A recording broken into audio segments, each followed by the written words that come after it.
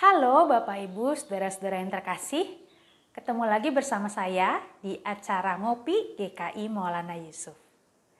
Hari ini saya mau membahas satu tema yang berjudul Ih, kesel.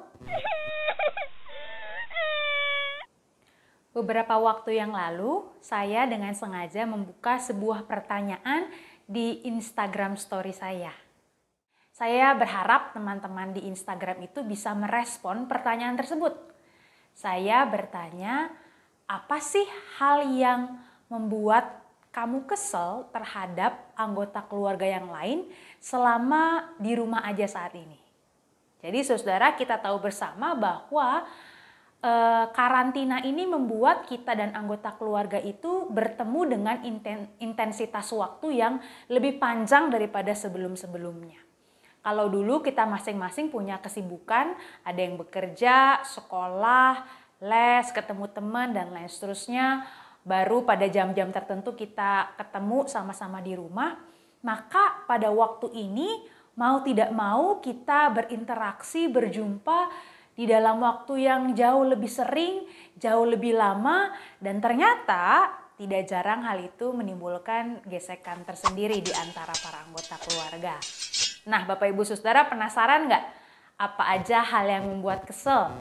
Dan mungkin Bapak Ibu Saudara merasakan juga hal yang sama di antara jawaban-jawaban ini. Mari kita lihat bersama-sama ya. Kalau lagi belajar ada yang teriak. Jadi Bapak Ibu Saudara, jawaban-jawaban ini saya pilih beberapa di antara yang masuk. Saya pilih yang kira-kira mewakili jawaban-jawaban lain yang serupa, ya.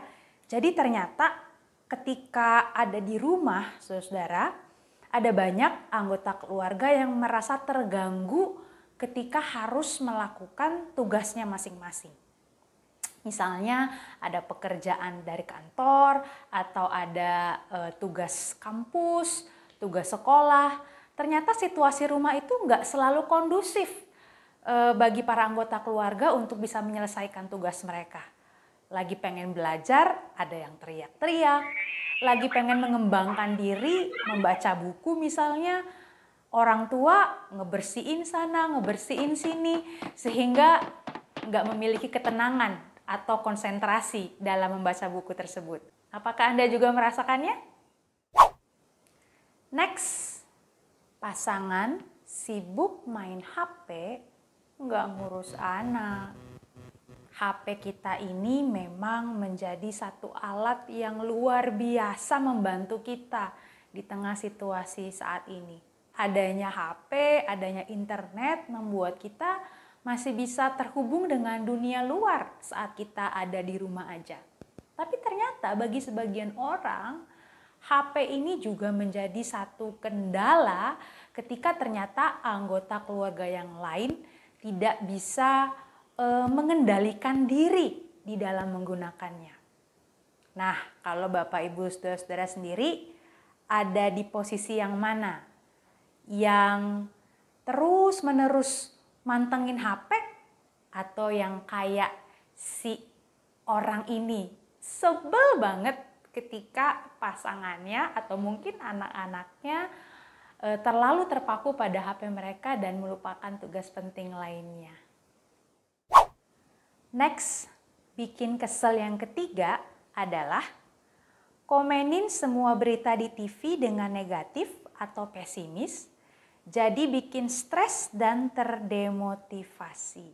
Jawaban seperti ini, saudara, tidak hanya terkait dengan komentar melihat berita-berita.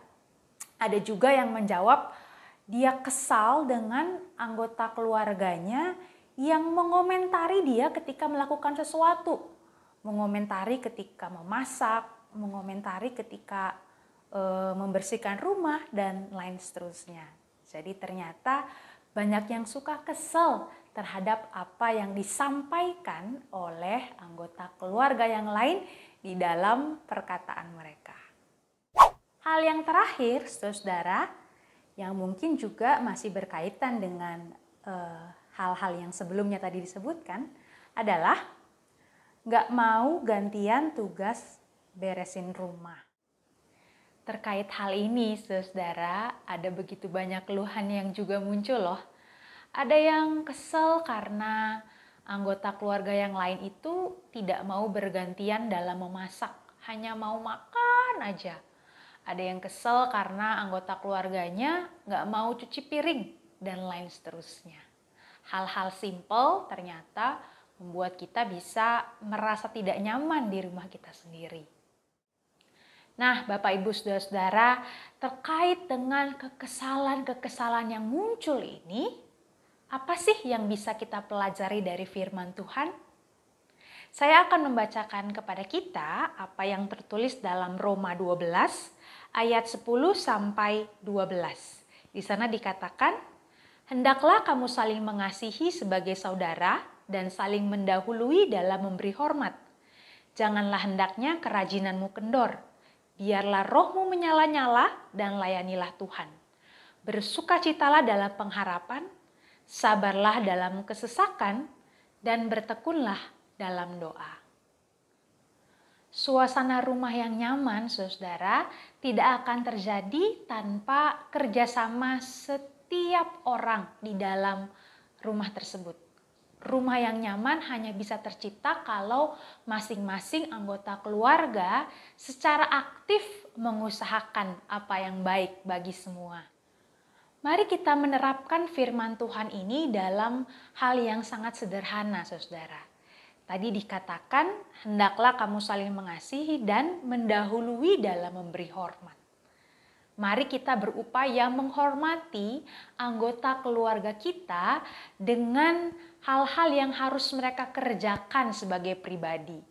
Mari kita ciptakan situasi yang kondusif, yang tenang, yang mendukung ketika pasangan kita, anak-anak kita, atau orang tua kita sedang berusaha menyelesaikan tugas-tugas mereka sendiri. Ingatlah, saudara, bahwa ada di rumah saat ini tidak meniadakan tugas-tugas kita yang tengah belajar atau bekerja. Maka sebagai anggota keluarga yang lain, ayo saling dukung. Gak perlu teriak-teriak, gak perlu mengganggu mereka yang memang sedang membutuhkan waktu untuk mengerjakan tugas mereka dengan baik. Firman Tuhan tadi juga mengajarkan kita untuk memelihara kerajinan dan kita nggak boleh berhenti melayani Tuhan. Siapa bilang bahwa melayani Tuhan itu terbatas pada dinding-dinding gereja? Siapa bilang melayani Tuhan itu hanya berarti ketika kita jadi anggota paduan suara atau jadi pemusik di dalam ibadah? Siapa bilang di rumah kita nggak bisa melayani Tuhan? Eits, jangan salah. Ketika kita mencuci piring, ketika kita memasak dengan penuh kasih, ketika kita punya inisiatif untuk membersihkan rumah, itu juga menjadi tanda loh bahwa kita punya kerajinan dan semangat untuk melayani Tuhan. Jadi mari kita mengambil bagian kita, saudara. Jangan tunggu orang lain melayani kita. Mari kita juga secara aktif melayani Tuhan melalui pelayanan kita terhadap keluarga kita. Selanjutnya, Alkitab juga tadi berkata kita harus bersukacita di dalam pengharapan. Saudara-saudara, sukacita dan pengharapan kita itu bisa kita wujudkan dari apa yang kita perkatakan sehari-hari di tengah-tengah rumah kita. Kalau kita selalu mengisi rumah kita, suasana keluarga kita dengan hal-hal yang negatif, percayalah bahwa apa yang negatif itu juga akan menular kepada anggota keluarga yang lain. Jadi daripada terus mempengaruhi mereka dengan hal-hal yang buruk, mari kita memperkatakan hal-hal yang positif, saudara. Mari mengobarkan semangat dan membuat anggota keluarga kita pun termotivasi terhadap apa yang kita katakan. Kalau anggota keluarga kita sedang belajar melakukan sesuatu, jangan patahkan semangat mereka. Dukunglah mereka, lalu bersabarlah terhadap proses mereka. Kata-kata kita yang menyakitkan akan membuat mereka berhenti untuk belajar, saudara.